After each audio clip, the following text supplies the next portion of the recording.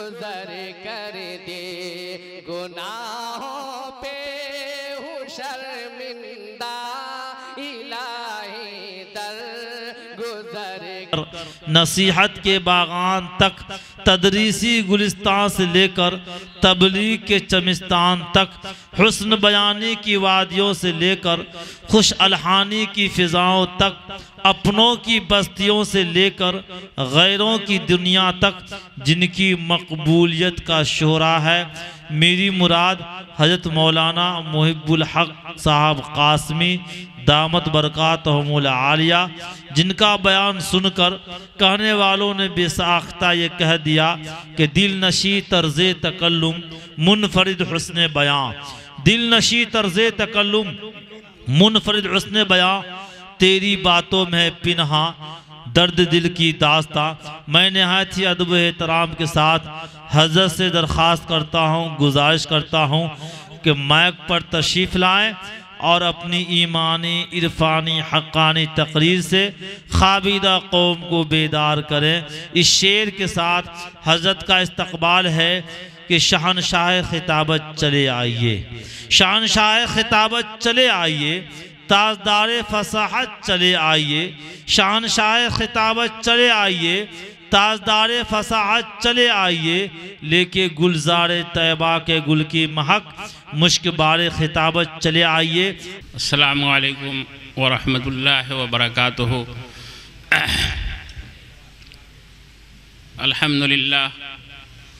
الحمدللہ رب العالمین، والصلاة والسلام علی سید المرسلین وعلی آلہ واصحابہ اجمعین۔ اعوذ باللہ من الشیطان الرجیم، بسم اللہ الرحمن الرحیم، وما ارسلناک الا رحمۃ للعالمین، صدق اللہ العظیم۔ میرے بھائیو، اللہ نے آپ کو قبول فرمایا، جلئی کی سرزمین کو، یہاں کے نوجوانوں کو، یہاں کے علماء کرام کو اور یہاں کے حفاظ کو، اور آپ کے اس سرزمین پر آج کے اس جلسہ میں علاقہ کے علماء کرام تشریف لائے، بیانات ہوئے، تقریریں ہوئیں، حضور پاک صلی اللہ علیہ وسلم کی سیرت بیان ہوئی، اور حضور پاک صلی اللہ علیہ وسلم کے شان اقدس میں نعت پڑھی گئی۔ حدیث شریف میں ہے کہ جہاں اللہ کا ذکر ہوتا ہے تو فرشتے اس سرزمین کو گھیرتے ہیں، اور اللہ کی خاص رحمت نازل ہوتی ہے اور سکینہ طاری ہوتا ہے۔ تو میرے بھائی، میرے بزرگوں، یہ تین چیز آج ہم لے رہے ہیں۔ فرشتوں نے ہمارے اس سرزمین جلئی کو گھیرا، چونکہ آقائے نامدار تاجدار مدینہ احمد مجتبیٰ محمد مصطفیٰ صلی اللہ علیہ وسلم نے فرمایا ہے، اس لیے ہم ایمان والے ہیں، یقین رکھتے ہیں اس حدیث کے اوپر کہ اللہ کے فرشتے ہمارے اس سرزمین کو گھیرے ہوئے ہیں۔ دوسری چیز ہے کہ اللہ کی رحمت خاص نازل ہو رہی ہے، اس پر بھی ہمارا یقین ہے۔ اور ایک چیز اللہ کے نبی نے فرمایا ہے کہ سکینہ طاری ہوتا ہے، وہ سکون بھی اور وہ سکینہ بھی اللہ ہم کو نصیب فرما رہے ہیں۔ میرے بھائیوں، میرے بزرگوں، کوئی بھاگے نہیں، غور سے سنیے۔ ہمارے علماء کرام کا ابھی بیانات ہوئے ہیں اور یہ مجلس سجائی گئی ہے، کچھ پیغام لے کر کے جائیے۔ دو چیز ہے، تین چیز میں آپ لوگوں سے عرض کروں گا۔ پہلی چیز یہ ہے کہ ہم مسلمان ہیں اور مسلمانوں کی یہ تاریخ رہی ہے، حدیث میں آیا ہے کہ کوئی کچا اور پکا گھر ایسا نہیں ہے جہاں تک ہمارا یہ کلمہ لا الہ الا اللہ محمد الرسول اللہ نہ پہنچ جائے۔ میرے بھائیوں، میرے بزرگوں، آج دنیا کے کونا کونا میں یہ کلمہ پہنچ چکا ہے اور رسول اللہ صلی اللہ علیہ وسلم کی یہ پیشین گوئی پوری ہو گئی ہے۔ آج کوئی کچا اور پکا گھر، کوئی بر اعظم، دنیا کا کوئی کونا ایسا نہیں ہے جہاں مسلمان نہیں ہے۔ اور میرے بھائی، میرے بزرگوں، قرآن کے بعد کوئی کتاب آنے والی نہیں ہے اور ہمارے نبی کے بعد کوئی نبی آنے والے نہیں ہیں۔ اللہ کے نبی صلی اللہ علیہ وسلم کے بارے میں قرآن میں کہا گیا ہے کہ آپ سارے جہان کے لیے رحمت بنا کر کے بھیجے گئے۔ اللہ نے فرمایا کہ پیغمبر بہت آئے، لیکن آپ کو ہم نے ایسا پیغمبر بنا کر کے بھیجا ہے جو سارے جہان کے لیے آپ رحمت ہیں۔ اور میرے بھائی، میرے بزرگوں، اللہ کے نبی صلی اللہ علیہ وسلم نے قرآن کریم میں جو پیغام دیا ہے وہ سارے جہان کے لیے رحمت ہے۔ آپ کو معلوم ہو یا نہ ہو، یہ ہمارا ہندوستان ہے۔ ہمارے ہندوستان سے حضور پاک صلی اللہ علیہ وسلم ہندوستان کے لیے کیسے رحمت بنے، کیسے برکت بنے، کیسے محبت بنے، ایک کتاب لکھی ہوئی ہے۔ حضرت مولانا مناظر حسن گیلانی رحمت اللہ علیہ نے لکھا ہے۔ اس کتاب کا نام ہے ایک ہندوستانی صحابی۔ بابا رتن ہندی، بابا رتن ہندی ہندوستان کے رہنے والے تھے۔ حضور نے ایک حدیث شریف میں فرمایا ہے کہ مجھے ہندوستان کے طرف سے ایمان کی خوشبو آ رہی ہے۔ جب قرآن کریم میں آیا ہے کہ ابو جہل نے حضور سے معجزہ طلب کیا کہ اگر چاند کے 2 ٹکڑے آپ کر دیں تو ہم آپ پر ایمان لے آئیں گے، تو اللہ کے نبی صلی اللہ علیہ وسلم نے انگلی سے اشارہ فرمایا تو چاند 2 ٹکڑا ہو گیا۔ اور اس رات میں ہمارے ہندوستان میں راجہ بھوج رات میں جگے ہوئے تھے، وہ اس نظارہ کو دیکھ رہے تھے۔ ابو جہل کو ایمان کی توفیق نہیں ہوئی، لیکن ان کو جب معلوم ہوا کہ ایک پیغمبر آئے ہیں، ان کے انگلی کے اشارے سے یہ چاند 2 ٹکڑا ہو گیا ہے، تو انہوں نے اپنے ایک نمائندہ کو عرب بھیجا، مدینہ پاک بھیجا۔ وہ تھے بابا رتن ہندی۔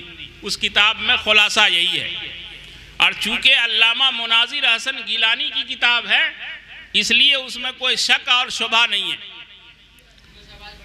تو میرے بھائی، میرے بزرگوں، یہاں سے لونگ، الائچی اور ایک حدیث شریف میں اس میں ایک حوالہ ہے کہ تنبول یعنی پان کا تحفہ دے کر کے اور انہوں نے جہاز پر بابا رتن ہندی کو بیٹھایا اور یہاں سے بھیجا۔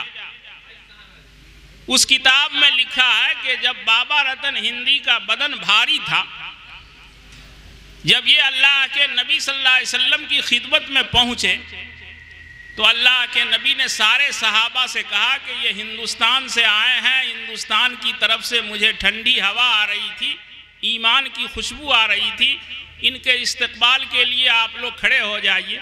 سارے صحابہ کھڑے ہوئے اور اس کتاب میں لکھا ہے کہ اللہ کے نبی صلی اللہ علیہ وسلم نے ان کی خدمت کی، ان کے ساتھ اخلاق کا معاملہ فرمایا، کھجور پیش فرمایا، اور کھجور کا تحفہ، یہاں سے لونگ لے گئے تھے، پان لے گئے تھے، لیکن وہاں سے کھجور کا تحفہ لے کر کے وہ آئے اور ایمان کی دولت لے کر کے آئے۔ تو میرے بھائی، میرے بزرگوں، ہمارے حضور پاک صلی اللہ علیہ وسلم نے محبت کا پیغام بابا رتن ہندی کا استقبال کر کے کہا بھلا میں گو یہ سبق دیا ہے کہ انسانیت کیا ہے، اور ہمارے نبی پاک صلی اللہ علیہ وسلم نے اخلاق کا کتنا بڑا نمونہ پیش کیا۔ تو ایک بات ہمیشہ یاد رکھیے کہ یہ ہمارا ملک جو ہے ہندو مسلمان کے اتحاد کا نام ہے، اور اگر ہندو اور مسلمان میں کوئی نفاق پیدا کرنا چاہے تو میرے بھائی، میرے بزرگوں، نہ وہ ہندو ہے نہ وہ مسلمان ہے، وہ انگریز کی پالیسی کا ٹھیکیدار ہے۔ انگریز چاہتا تھا کہ ہندو اور مسلمان میں نفاق پیدا ہو جائے، ہندو اور مسلمان میں اختلاف پیدا ہو جائے، لڑاؤ اور حکومت کرو، بہت مشہور پالیسی تھی۔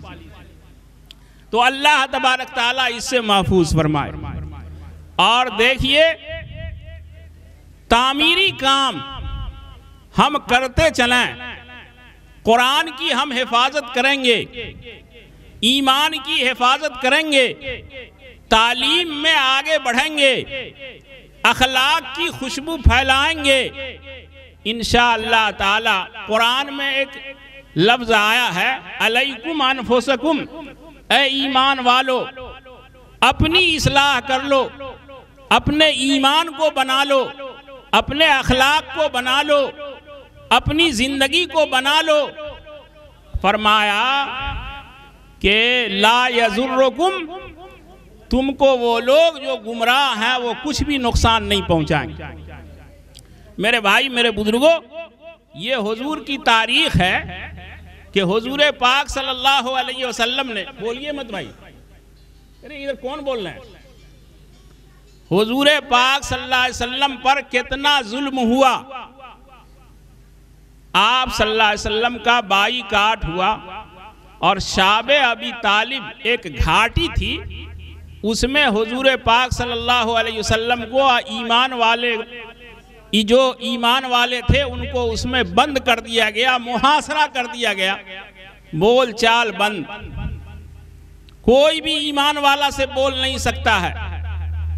اور میرے بھائی، ایک قانون بنایا گیا کہ اس سے نہ کوئی بول سکتا ہے، نہ اس سے کوئی سامان بیچ سکتا ہے، نہ خرید سکتا ہے محمد کے ماننے والے سے، اور اس کو کعبہ میں لٹکایا گیا۔ اللہ کے نبی صلی اللہ علیہ وسلم نے اللہ سے دعا فرمائی، اپنے کام میں لگے رہے۔ اس گھاٹی میں 3 سال ایسا گزرا کہ بچے بلبلا اٹھے، کھانے کے لیے کوئی سامان نہیں تھا۔ حضرت نعیم نے فرمایا کہ ایک مرتبہ جو ہے وہ صرف چمڑا کی ایک کھال ملی، اسی کو دھو کر کے ہم لوگوں نے کھایا، نفسی نفسی کا عالم تھا۔ لیکن اللہ نبی پاک صلی اللہ علیہ وسلم نے جو صبر فرمایا، جو برداشت فرمایا، اس کا پھل نکلا یہ کہ حضور نے فرمایا کہ جو قانون تم لوگوں نے بنایا ہے قرآن کو مٹانے کے لیے، مسلمان کو مٹانے کے لیے، ذرا اس کو جا کر کے دیکھو۔ جو دستاویز لکھا گیا ہے اس کو دیمک نے کھا لیا. صرف اللہ کا نام، بسم اللہ میں جو اللہ کا نام لکھا گیا ہے، صرف اللہ کا نام باقی. متیم ابن عدی نے کہا کہ ذرا محمد جو کہہ رہے ہیں ذرا دیکھو تو کہ جو دستاویز لکھ کر کے کعبہ میں لٹکایا گیا ہے، تو دیکھا گیا تو واقعی جو ہے پورے دستاویز کو دیمک نے کھا لیا ہے. تو میرے بھائی، میرے بزرگوں، ہم اگر ایمان پر قائم رہیں گے، ہم اگر اسلام پر قائم رہیں گے، سب سے بڑا المیہ یہ ہے کہ ہم ہی لوگ ڈھل مل ہو جاتے ہیں. قرآن میں کون سا اخلاق ہے، کون سا ایمان ہے، ایمان بنانے کی جو دعوت دی گئی ہے اس کی طرف ہم لوگوں کا دھیان نہیں ہے، اور ہم لوگ دوسری باتوں میں لگ جاتے ہیں. تو میرے بھائی، ہندوستان میں انشاءاللہ تعالی محبت کے ساتھ، رواداری کے ساتھ ہندوستان میں ہندو بھائی بھی رہیں گے، مسلمان بھائی بھی رہیں گے. 99% لوگ محبت کے شیدائی ہیں، نفرت کے شیدائی نہیں ہیں، نفرت کے خریدار نہیں ہیں. 1% آدمی ایسے ہو سکتے ہیں. تو میرے بھائی، میرے بزرگوں، سب سے بڑی چیز یہ ہے کہ ہم لوگ اپنے ایمان پر، اپنے قرآن پر قائم رہیں. اللہ تبارک تعالی خود ہی دوسروں کو ہدایت عطا فرمائیں گے اور انشاءاللہ تعالی وہ حقیقت کو سمجھیں گے. دوسری چیز یہ ہے کہ آج کے اس اجلاس میں یہ کہہ رہا ہوں کہ حضور کیا لے کر آئے؟ علم اور تعلیم کا تحفہ لے کر کے آئے. آپ لوگ، نماز پہلے فرض نہیں ہوئی. غار حرا میں حضور پاک صلی اللہ علیہ وسلم نے خدا کی طرف دھیان جمایا، اللہ اللہ کیا. تو سب سے پہلے جو ہے اللہ کے نبی پر نماز فرض نہیں ہوئی، بلکہ اقرا بسم ربک الذی فرض ہوا کہ اپنے رب کا نام پڑھیے. اور اسی 5 آیت جو نازل ہوئی ہے اس میں آگے آیا ہے، کیا آیا ہے میرے بھائی، میرے بزرگوں؟ انسانیت کے بارے میں آیا ہے کہ اللہ نے انسان کو علم عطا فرمایا ہے، عقل تو عطا فرمایا اور اس کے ساتھ علم عطا فرمایا، اور آگے فرمایا وَعَلَّمَ الْإِنسَانَ مَا لَمْ يَعْلَمْ، علمہ بالقلم، کہ قلم کی طاقت بھی عطا فرمائی. میرے بھائی، میرے بزرگوں، حضور نے یہ فرمایا ہے میری میراث یہ زمین نہیں ہے، میری میراث یہ دولت نہیں ہے، میری میراث یہ حکومت نہیں ہے. اللہ کے نبی نے فرمایا ہے کہ ہم اپنی وراثت میں علم کو چھوڑ کر کے جا رہے ہیں. تو میرے بھائی، میرے بزرگوں، ہم اگر خود نہیں پڑھ سکے، تعلیم حاصل نہیں کر سکے، تو ہر مسلمان کا یہ فرض ہوتا ہے، فرض عین ہے کہ ہمارا بچہ علم حاصل کر لے. اب یہ علم 2 طرح کا ہے. ایک علم ہے فرض عین، قرآن کریم کو ناظرہ پڑھ لینا، قرآن کریم کو حفظ کر لینا. قرآن اور اتنا علم جس سے آپ اسلام کو سمجھ سکیں، جو تعلیم الاسلام میں لکھا ہوا ہے، یہ فرض عین ہے. اور مسلمان کا بچہ سب سے پہلے کہاں بیٹھے گا؟ تو مدرسہ میں بیٹھے گا. دیکھیے، ہم لوگوں سے زیادہ علم والے علامہ اقبال تھے. وہ اندلس میں تشریف لے گئے. اندلس میں 800 برس مسلمانوں کی حکومت رہی ہے. وہاں دیکھ کر کے آئے تو میرے بھائی، میرے بزرگوں، وہاں کی جو حکومت ختم ہوئی وہ مسلمانوں کے آپس کے اختلاف کی وجہ سے اور علم میں ایسی بحث کرنے کی وجہ سے جس کی کوئی ضرورت نہیں ہے. جیسے اس وقت کے علم والے یہ بحث کرتے تھے کہ قرآن کریم میں جو آیا ہے اصحاب کہف کا کتا وَقَلْبُهُمْ بَاسِطٌ ذِرَاعَيْهِ بِالْوَسِيدِ، تو ہمارے علم والے یہ بحث کر رہے تھے کہ وہ کتا کالا تھا یا اجلا تھا۔ اب اگر ایک عالم نے کہہ دیا کہ یہ اجلا تھا تو ان کے ماننے والے سارے لوگ کہنے لگے اجلا ہے اصحاب کہف کا کتا، اور دوسرے مسلمان دوسرے عالم نے کہا کہ یہ اجلا نہیں کالا تھا، تو کہا کہ نہیں اصحاب کہف کا کتا کالا ہے۔ اختلاف بڑھا اور آپس میں مذہبی مسائل کو بھی بنا دیا جولان گاہ، جنگ کی جگہ، اور آپس میں مسلمان اس بات کے لیے بھی وہاں لڑنے لگے کہ اصحاب کہف کا کتا گورا تھا یا کالا تھا۔ تو میرے بھائی میرے بزرگوں، آپسی اختلاف کو ختم کر لیجئے۔ زمین کا اختلاف ہو، جائیداد کا اختلاف ہو، عہدے کا اختلاف ہو، یہ علم ہمارا سکھاتا ہے۔ دوسری بات انہوں نے یہ فرمائی وہاں کہ دین کا علم، لوگ دنیا کے علم کی طرف چلے گئے اور دین کا علم ختم ہو گیا۔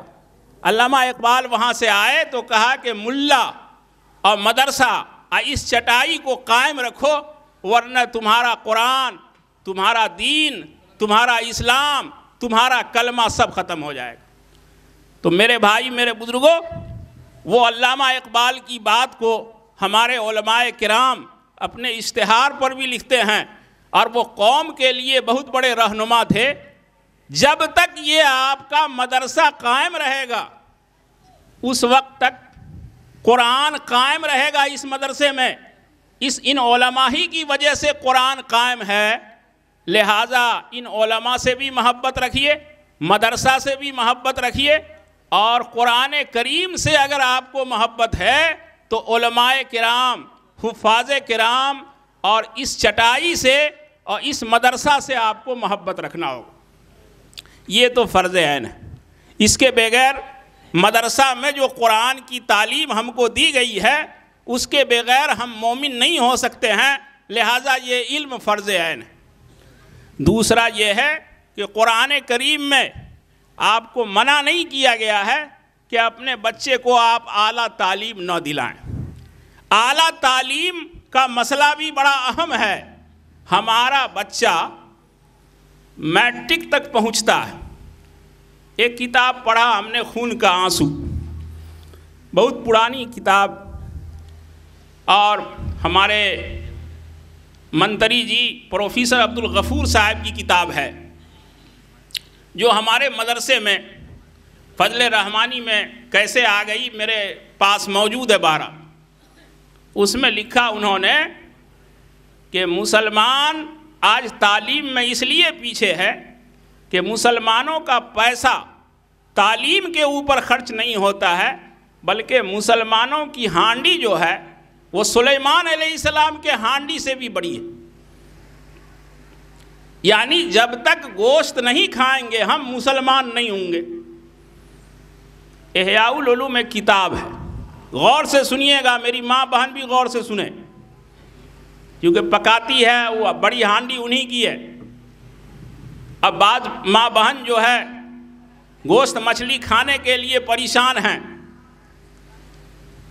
تو احیاء العلوم ایک کتاب میں ہے کہ حضرت عمر نے اپنے زمانے میں قصائی کی دکان پر جہاں گوشت بنتا تھا انہوں نے ایک حکم لاگو کیا تھا کہ جو ہر روز گوشت لینے جائے اس کو گرفتار کرو۔ کہا حضرت عمر نے کہ 4 روز سے پہلے کوئی گوشت نہ کھائے۔ یہ احیاء العلوم میں ایک مقام پر ہے، ہم نے خود پڑھا ہے۔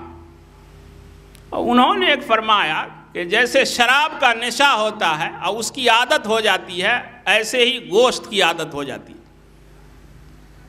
تو میرے بھائی میرے بزرگوں، یہ حضرت عمر کا ایک ایسا نہیں ہے کہ حلال اور حرام کی بات ہے، ہمارے علماء کرام موجود ہیں، لیکن کہنا یہ ہے کہ تعلیم پر جو خرچ ہونا چاہیے، بچے زیادہ سے زیادہ میٹرک کرتے ہیں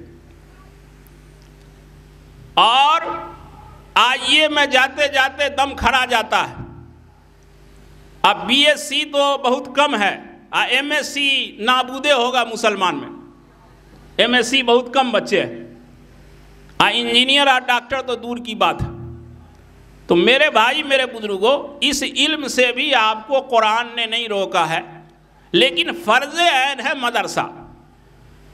مدرسہ پر جو ہے اگر آپ توجہ نہیں دیں گے تو آپ کا قرآن بھی مٹ جائے گا، حدیث بھی مٹ جائے گا.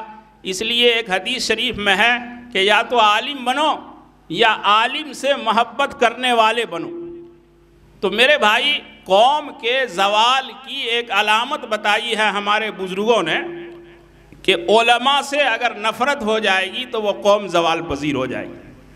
دوسری بات ہمیں یہ کہنا ہے کہ مدرسہ کا علم ہو یا آپ کا دنیاوی علم ہو، آئیے B A M A matric وغیرہ کا، اب زمانہ وہ نہیں ہے کہ سیدھا پڑھ لیجئے گا تو آپ نکل جائیے گا.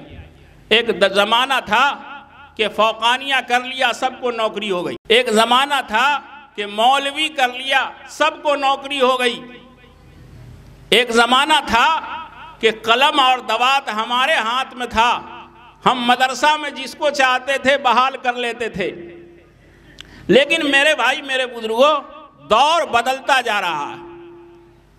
اب اگر آپ بچے کو باصلاحیت نہیں بنائیں گے، ہمارا بچہ میٹرک میں ہو تو وہ اعلیٰ نمبر لائے، اعلیٰ صلاحیت کا مالک ہو، بی اے میں ہو، آئی اے میں ہو تو وہ صلاحیت مند ہو، تاکہ وہ جو میرٹ نہیں ہوگا تو امتحان نہیں نکال پائے گا، پھر آئی اے بی اے کرنے سے کوئی فائدہ نہیں. تو اسی لیے میرے بھائی میرے بزرگوں، ایک جلسے کا ایک پیغام ہمارا یہ بھی ہے کہ عالم بچہ بنے تو بہترین عالم بنے. اللہ روزی کا مالک ہے. حضرت نانوتمی نے فرمایا ہے کہ میرا عالم اور حافظ بھوکا نہیں مرے گا، لیکن وہ حافظ باعمل ہو، وہ عالم باعمل ہو.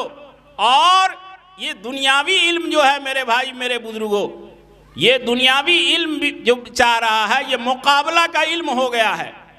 اس لیے چاہے وہ جلئی کا بچہ ہو، چاہے وہ بھلاہی کا بچہ ہو، جو انگریزی پڑھ رہے ہو، پڑھو، شوق سے پڑھو، نماز پڑھو، اللہ کو یاد رکھو، قرآن تمہارے سینے میں ہو. کم سے کم جمعہ کو بھی قرآن کی تلاوت کر لو، جمعہ کی نماز پڑھو. اور میرے عزیزو، آپ کا جو علم ہو وہ مضبوط علم ہونا چاہیے، تاکہ آپ ماسٹری کا جو مقابلہ ہو رہا ہے اس میں بھی آپ آگے بڑھ سکیں.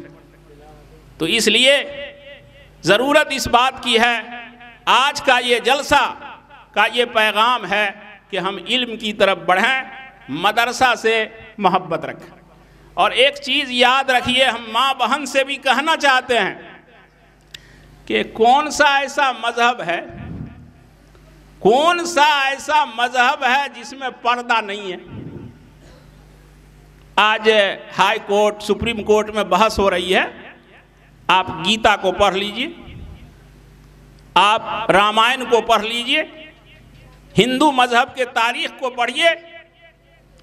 پردہ اور حجاب کو لازم قرار دیا گیا ہے، اور قرآن میں مسلم عورت کے لیے پردہ کو لازمی قرار دیا گیا ہے. قرآن میں سورہ نور کو کوئی پڑھ لے. تو میرے بھائی میرے بزرگوں، قرآن کیا ہے؟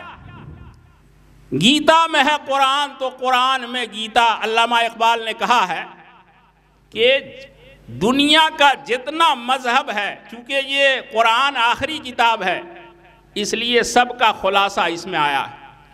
اسی لیے میرے بھائی میرے بزرگوں، ارے دنیا کہاں جا رہی ہے؟ آج ہمارے نبی کو جو علم دیا گیا وہ علم جو ہے کیا، کون سا علم ہے؟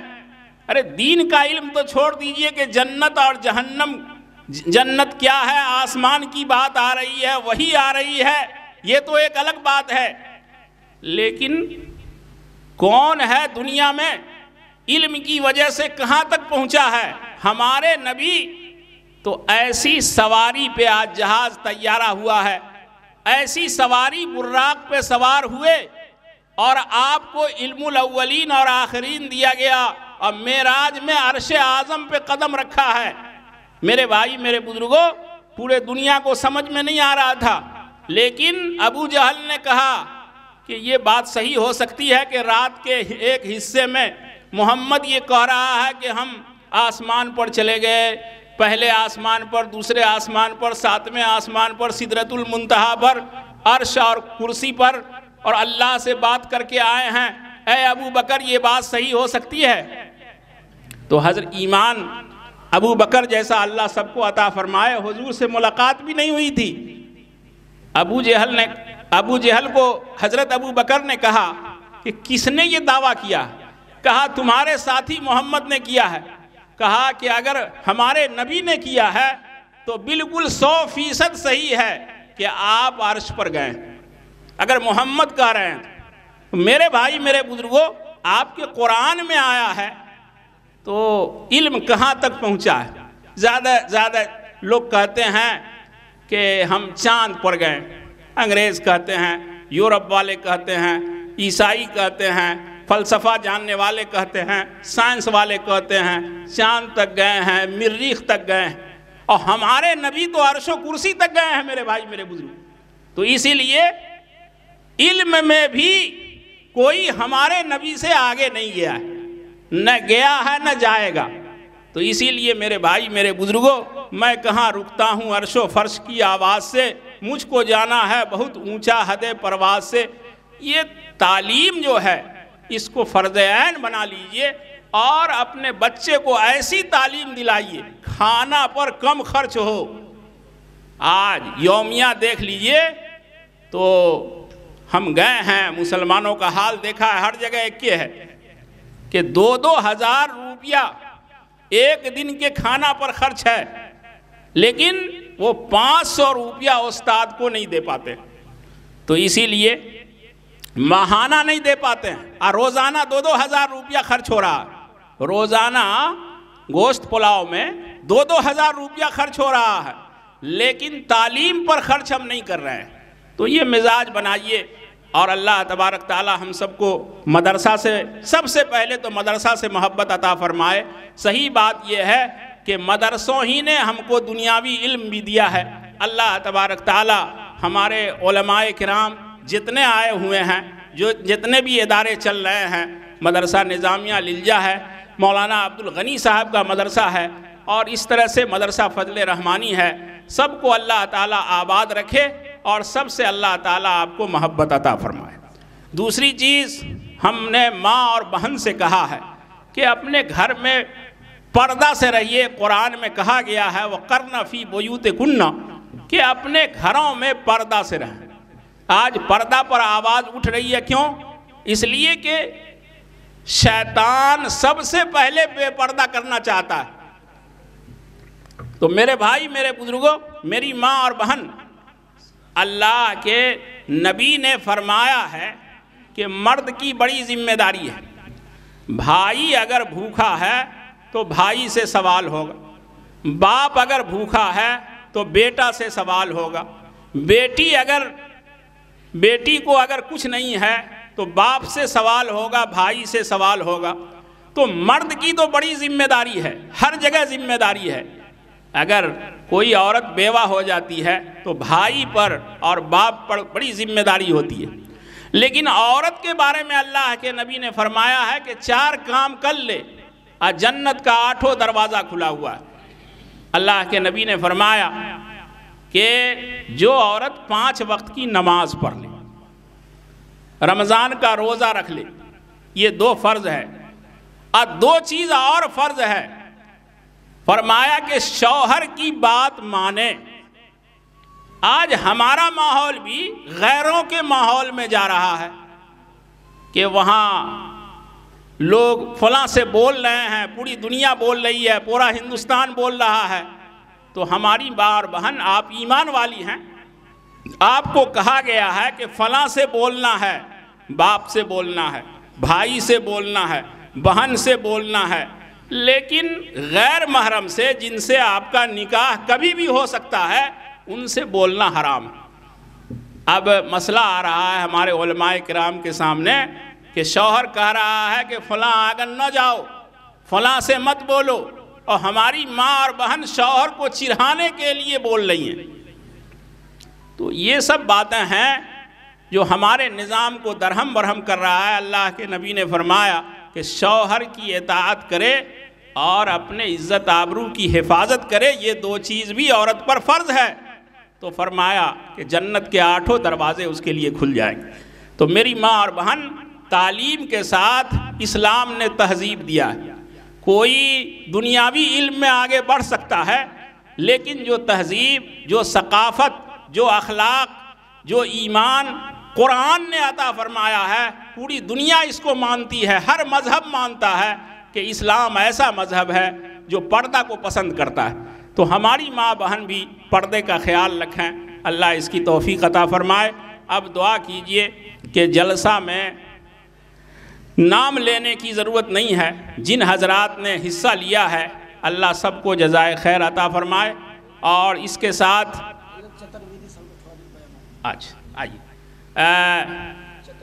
ہمارے مولانا کلیمی صاحب جو اناؤنسر ہیں، یہ ماشاءاللہ کچھ وید بھی جانتے ہیں، تو کچھ ہمارے رواداری ایک جہتی کے لیے ہمارے ہندو بھائی بھی ہوں گے مجلس میں، تو ان کو کچھ ویدیہ کلام سنائیں گے اور اس کے بعد انشاءاللہ دعا ہو جائے گی۔ دعا مولانا طیب القاسمی صاحب ہیں، دعا انشاءاللہ ہمارے شیخ مولانا طیب القاسمی صاحب فرما دیں گے۔